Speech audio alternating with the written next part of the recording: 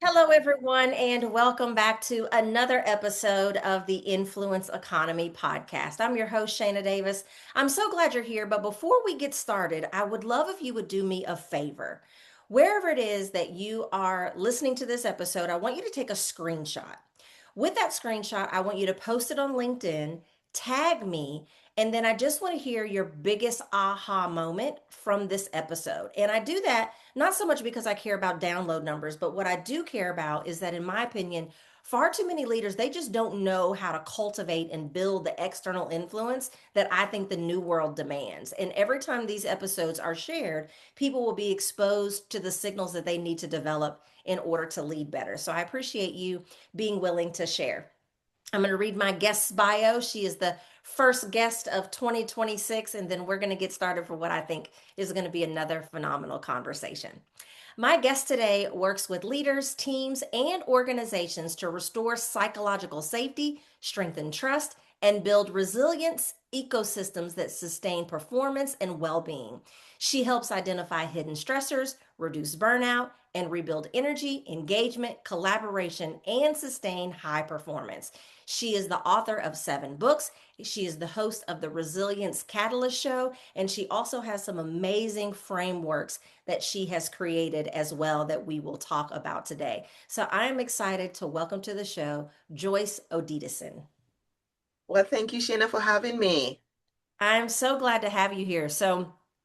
I feel like what it is that you do is kind of the yin to my yang. You work with teams on some of the internal things that need to be mastered. And I focus all on what is your external influence? Like how are your teams engaging when it's outside of the four walls? And the reason why I say I believe that you're the yin to the yang is because there's certain things that you do that has to be mastered in order for them to be able to influence well externally. And so I'm excited to have this conversation so that we can make sure that everybody is teed up for success in the new year. Because, in the new year, companies alike, they have goals and new Mhm. things that they want to accomplish and new things that they want to do. So I want to start the conversation by talking about reputation, like the company's reputation as a whole.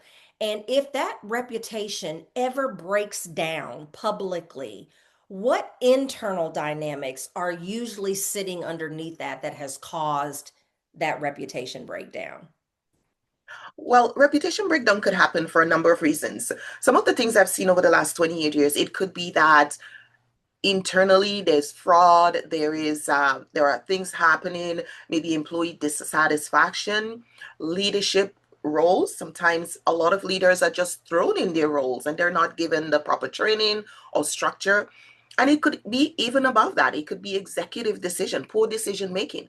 Because one of the things I've noticed is we are in a resilience deficit and people are making stress decision. And even at the CEO, I was having a conversation with a leader the other day. She's like, I don't know what's going on with my executive.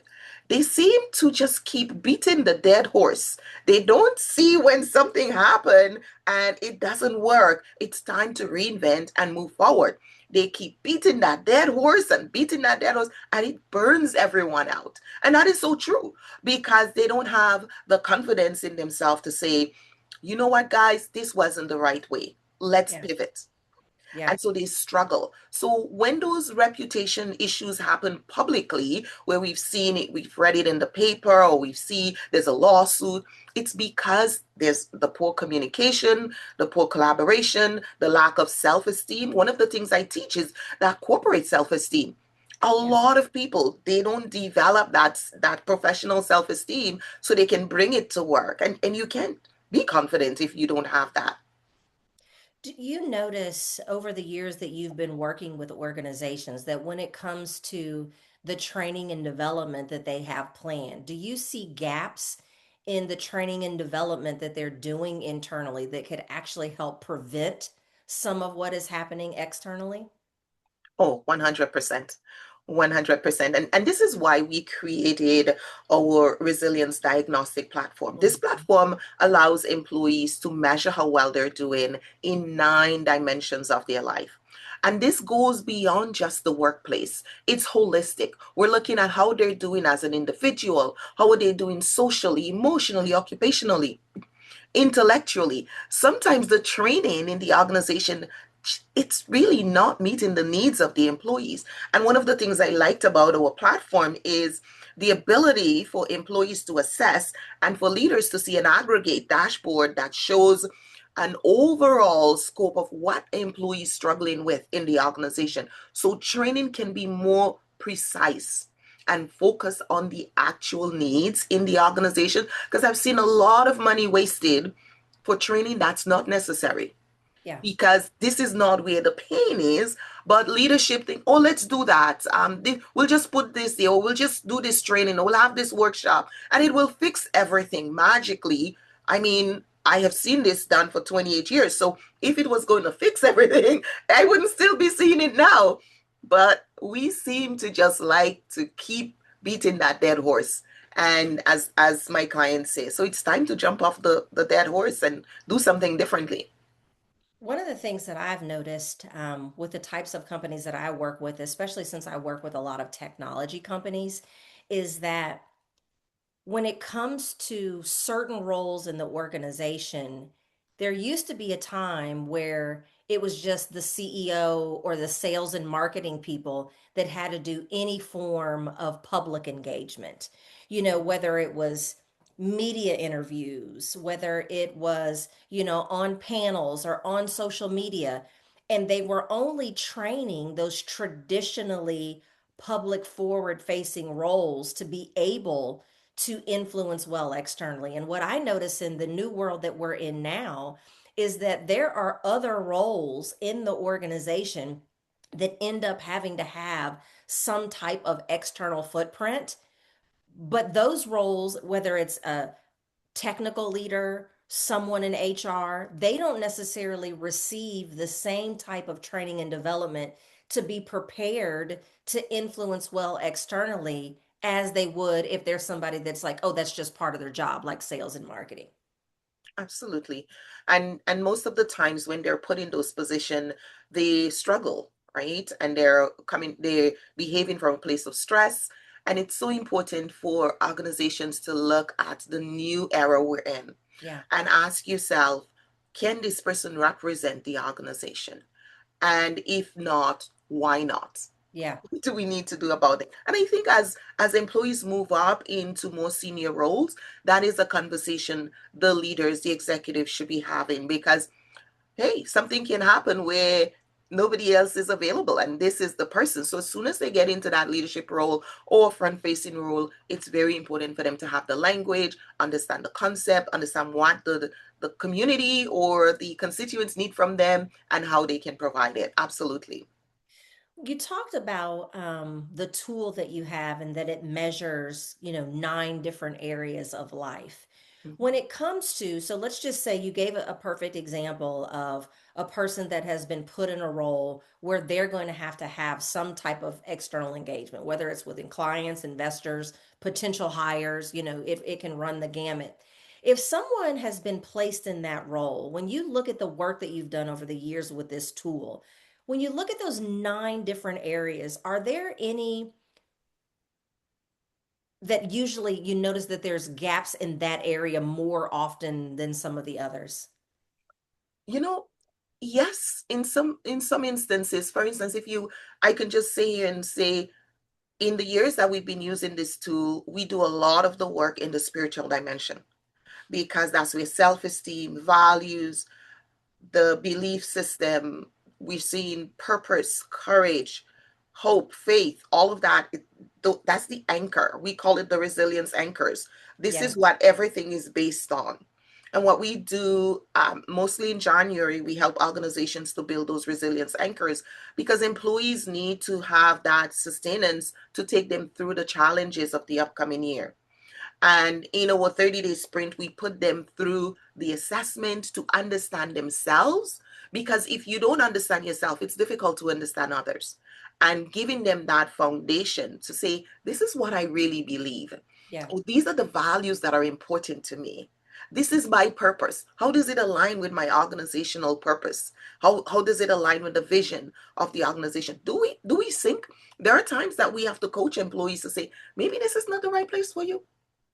And how will they know that if they don't understand their own self-esteem, their sense of self-worth, their values, what they bring to the organization? Those are critical.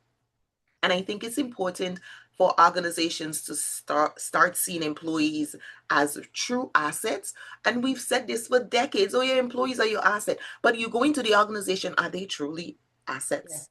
Are Yeah. they truly prepared and positioned to move the company forward? It was this Saturday in church, and I was asking a church member, and I said, how are you doing? How is your husband? The husband moved out of town to work. And I said, why? Is it the money? She's like, no, he was suffering at work. The prejudice, the mistreatment, he was hurting at work. And Wow. so he had to move across state, province to get a job, leave his family to get a job because of the challenges that he was having. And these are all interpersonal. It's bullying, it's mistreatment, it's ignoring someone. All of these things carry so much weight. And if we're not dealing with that, those anchors, and Yeah. preparing employees to recognize these things are happening and to say, what do I need to do for my own well-being, my own mental health, and to prevent burnout, then they are completely unaware, and all you see is oh, this person is on stress leave. Oh, I can't believe Sarah, I just spoke to Sarah, she's on stress leave. And you start to see the roller coaster of people leaving and burning out. What I hear you saying is that there's foundational work that if that foundational work is not done, some of the other trainings that you're putting in place are going to continue to miss the mark. And it's Yes. the same with what it is that I teach. You know, you talked about the importance of them understanding, their values and all these other things that you have identified as kind of internal and interpersonal. And I say the same thing to my clients. Oftentimes companies will come to me and they're like, oh, this person needs communication and media training. And I'm like, while that may be true, there's foundational work that has to be done, or else me getting them mic ready, me getting them camera ready is still not really going to land because we haven't done that work to identify their leadership identity. But Mhm. so oftentimes I see companies when they're looking at how people are going to be developed, or they're looking at what types of training and development that they want to put in place, they look at the end results that they're looking to achieve and the skill set that they have identified is going to help them achieve that, but they skip the foundational work that if it's missing, it's like building a house on sinking sand instead of concrete. And I often think to myself, how do when it comes to identity and my personal values and how I show up as a person at work, those are the number one questions that most human beings have, yet it's the last thing that most companies develop. Blows Yeah. my mind. Well, it's easy to overlook, but it's so costly behind the scenes. And I keep saying, and one of the challenges leaders present, they're like, Joyce, how do I sell this to the executives? How do Mhm. I get funding for this?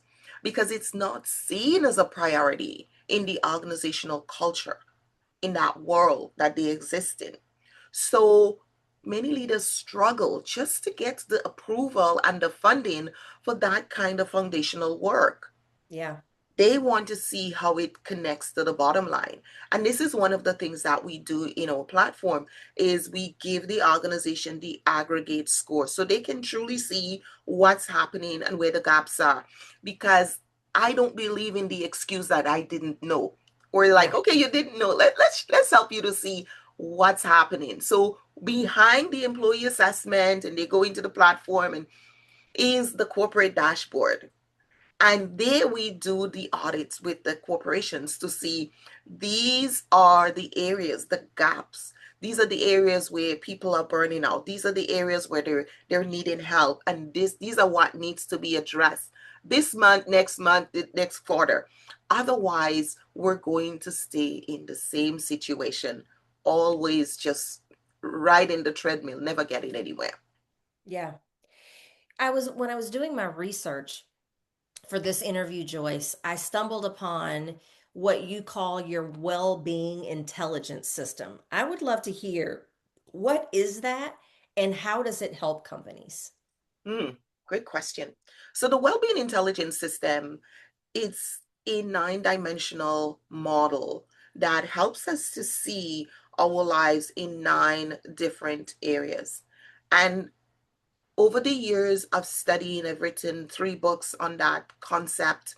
The theoretical perspective is based in interpersonal neurobiology, transformational learning, and positive psychology. And then in there, we are looking at what is happening spiritually and how does this help me align as a person and as an employee of choice. Then you start to go deeper and understand what that means to have a spiritual element. This is beyond religion. This is that part of the employee that come into the organization that you cannot see and touch, but it's so present. It's that spirit of that person, and that's where it lives in their self-esteem, their values, their belief system, their faith, their trust, their integrity, those that internal foundation that everything else is built upon. And this is where I notice we've been doing a lot of work. So in there, we start to learn more about employees as they go through the assessment. Then they go to the spiritual dimension. Then they go to the emotional dimension. Then we have the occupational dimension. So those are just the four quadrants. Then we Yeah. move over to the intellectual dimension. Then we go to the environmental, the financial, and then the physical. And this made up the other four quadrants. And in the circle is the interpersonal. This Mm, is where everything happens. Anything you do intellectually, spiritually, socially will have an interpersonal impact because all of us are living in a social network. And in that network, we have to interact with others. And if our tummy is aching, we're mad at our boss, we're unhappy with ourselves, it impacts interpersonally. And so it the model really shows us the interpersonal. I came through it through the lens of conflict as a conflict analyst. And this is actually what spurred on the design and development of the model because I was seeing these people in these very fractured conflict situations and they would move from one department and that department was good until that person moved there. And then now we have the same person in a different conflict in another department and yeah. following them around and recognize this is not conflict. There is more to this. And once I had the model, people started saying, okay, employees will say to me, Joyce, so what do I need to do? Because I hate my boss. I don't get along with my employees. I hate my job. I started asking questions. Do you really hate your job or you are struggling with the interpersonal element of it? The interpersonal element, that's the people. I was like, so what makes up the people? And as we go through that, this was all based on research and practice and employee feedback and leadership feedback and started asking questions. So, and employees would come in and we now give them an opportunity to be able to assess how well they're doing in each of these dimensions and they would get a quantifiable score. And then they said to me, Joyce, I don't like my numbers. What do we do about the numbers? And these are employees who were struggling. These are employees that the organization saying, Joyce, we want you to work with them so we can document that we've tried everything before we let them go. And they would say, Joyce, I don't like my numbers. How do I fix it? And these employees were motivated to change because they didn't like their numbers. These are people I've done conflict assessment with. I've done communication assessment. I was like, oh, I don't like those assessments. I don't like those questions. But I gave them an assessment that shows them the dimensions of their life and asked them, okay, how well are you doing in these areas?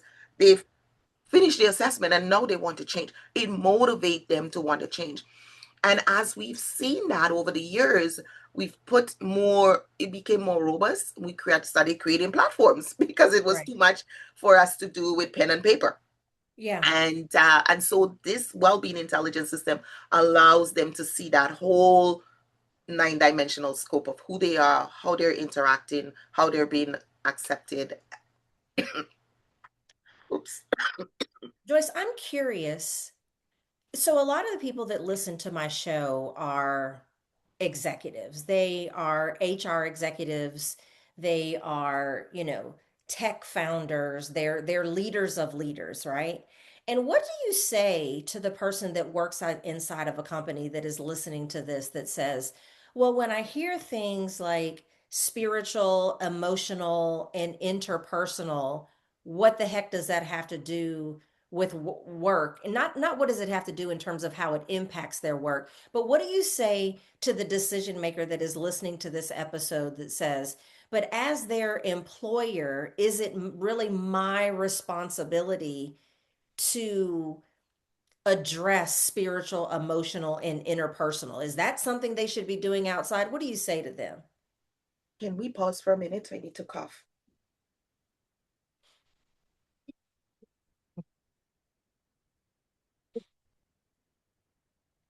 Oh boy. All right, thank you so much. That's a really great question because I myself, when I created this model, I was absolutely scared to go to an organization and say, hey, we're going to do that. Actually, Shayna, when I changed our company name from JBA Consulting Services to Interpersonal Wellness Services Inc., my phone stopped ringing. Mm. Nobody would call. So I started calling my clients. I was like, what's up? They're like, what's with all this wellness thing you're talking about? We don't understand this wellness thing.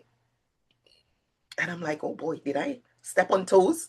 Because my model starts with the spiritual, the social, the emotional, the occupational, and then it goes intellectual, um, financial, and physical, and then interpersonal in the middle. And it's very bright and loud, and it's bold, and employees see it, and they're drawn to it, and they're like, tell me more. Oh, and what we noticed with these employees, they would say to us when we first started using the model, they would say, are you sure my employer is paying for me to fix my life? Joyce, are you sure they know that all these dimensions are part of the work we're doing with you, the coaching we're doing with you? And I'm like, yes, they've seen the model. They've approved it. That's why they've signed the contract. That's why you're here. Oh, well, maybe they do care. Maybe they do care. Maybe, okay, maybe this will work. Because for the first time, they felt valued by their organization. Yeah. For the first time, they felt that the organization was seeing them as a whole person and not just somebody who comes here to do work. I was flabbergasted. I That was something that we did not expect to find in our work or see. But they started saying, "Oh, okay, so they see me and they want me to fix myself." And employees start looking at areas of their lives that they've never thought of before or they've never given conscious thought to. And they're like, my employer is paying you. Joyce, you sure you're going to get paid for this? And I'm like, yes, you're here on the contract. And this has changed. So if there is a leader who is hearing me saying this and say, what does this have to do with work? It has everything to do with your employees onboarding, engaging, and taking ownership of themselves and work. Because when performance slag, when it comes down, when the dips happen, when they feel that they just can't move on, employees will say to me, Joyce, they value me. I feel heard. I feel like they interested in me as a whole person and they're not just seeing me as someone who does work. This is what's going to keep your team moving forward. This is what's going to buy the loyalty that your employees need to have for your organization when they see that you truly invest in them. Yeah. So I always like to end the show with something that people can implement right away, whether they take things further with you or not. And so, if there is either a leader that is listening right now that resonates with some of the gaps or if they're listening to some of the things that you're saying and they recognize that they have gaps in those areas, that's a better way to say it. What is one thing that someone can start to do this week to improve in some of the ways that you're talking about as important in terms of their how their interpersonal is affecting them at work? You have to stop and ask yourself, how are people engaging with me? Am I getting the results that I need? Do I like the way my boss interacts with me? Do I like the way my coworkers interact with me? Do I do I enjoy my influence in this organization? Because you talk about influence, and influence comes from interpersonal dynamics. If you have poor interpersonal dynamics, you have very zero influence because people don't like you, they don't want to be around you, you upset them. And so it's very important to assess that. And there are many ways you can do that. You can go in and ask yourself some questions. You can also ask the people around you. If there was one thing I would change today, what would that be? If there was Yeah. one thing I could do to be more productive, to be more positive in my influence and have better interpersonal dynamics, what would I be? And if you're part of a team, you should ask the same thing to your team members. And if you want additional help and you want to go further, certainly check us out to get an audit done. We do the whole resilience assessment, the 9 dimensions, and that gives you a full scope that you can look at to say you have science, it's data. You can say, okay, Yeah. the data doesn't lie. Right. If they want to follow you on social media, where is the best place for them to follow you? You know, LinkedIn. Okay, perfect. LinkedIn is Joyce Odidison is my my tag here on LinkedIn, and I am on LinkedIn. We're also on Instagram. That's another place. I think we most likely we see people and interact and engage with people on a daily basis. Okay, perfect. And if they do want to take things further with you, with the audit, how would they go about doing that? Is there a site that they should visit? How do they go about initiating that? Yes, they can go to interpersonalwellness.com, and there is a page, a link where they can click a link to start their team assessment. Right now, we're doing the 30-day sprint, team resilience sprint, and you can assess your team's capacity to be able to reach those Q1 and Q2 goals because it's not going to happen by magic. We have to equip our teams with the capacity so they can perform consistent performance, and you can book a free demo or you can start getting your team assessed so you can move forward. Awesome. Well, Joyce, I appreciate you being here today and sharing your nuggets with the audience. Everyone, share this episode. I hope that you will go back and listen to previous and future episodes as well. Everyone, have a great day. Bye bye.